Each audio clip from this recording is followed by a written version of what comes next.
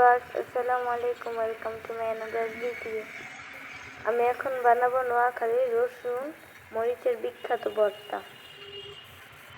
এখানে নিলাম নারিকেল, মরিচ, রসুন, পেঁয়াজ, লবণ, এগুলো দিয়ে আজকে ভর্তা বানাবো। কিভাবে বানাবো সেটা আজকে তোমাদের সাথে শেয়ার করবো।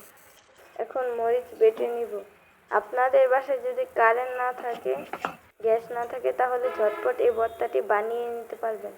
এখন রসুন বেটে নিব। আগুনের ঝামেলা ছাড়া এই ভর্তাটি বানিয়ে নিতে পারবেন। এখন নারিকেল বেটে নিব, পেঁয়াজ বেটে নিব,